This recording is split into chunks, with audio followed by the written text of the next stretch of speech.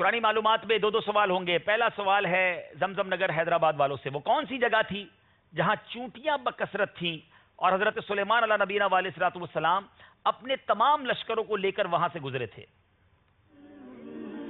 Mic آن کیجئے. وہ وادی نمل تھی کہ جہاں چونٹیوں کی کثرت تھی. حضرت سلیمان علیہ السلام اپنے لشکر کے ساتھ وہاں سے گزرے. جی ہاں، وہ وادی نمل تھی. جواب بالکل درست دے دیا ہے. چونٹیوں کی ملکہ کی آواز حضرت سلیمان علیہ نبینا علیہ الصلوۃ والسلام نے کتنی دور سے سن لی تھی؟ 3 میل دور سے سن لی. آپ نے کہا 3 میل دور سے سن لیا تھا. ذرا غور کیجئے، چونٹیوں کی آواز ہم نے تو کبھی نہیں سنی ہوگی، مگر اللہ کے نبی کو رب عز و جل نے کیسی سماعت عطا فرمائی کہ 3 میل دور سے چونٹیوں کی آواز کو سن لیا. یہ آپ کا معجزہ بھی تھا. جواب بالکل درست دے دیا ہے. جب حضرت سلیمان علیہ نبینا علیہ الصلوۃ والسلام اپنے لشکروں کو لے کر وادی سے گزر رہے تھے تو چونٹیوں کی ملکہ نے چونٹیوں سے کیا کہا تھا؟ یہ قرآن میں واقعہ موجود ہے میرے پیچھے اسلامی بھائیوں. کتنا انٹرسٹنگ اور کتنی معلوماتی باتیں ہیں. جی، چونٹیوں کی ملکہ نے چونٹیوں سے کیا کہا تھا؟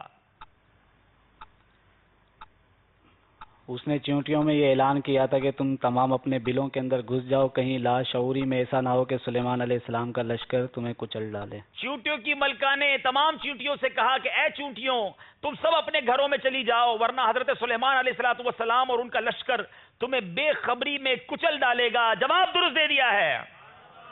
ملکہ سبا بلقیس کا تخت شاہی کتنا بڑا تھا، اور نیز حضرت سلیمان علیہ نبینا علیہ الصلوۃ والسلام کے وزیر آصف بن برخیہ نے ملکہ بلقیس کا تخت کتنی دیر میں آپ کی بارگاہ میں حاضر کیا؟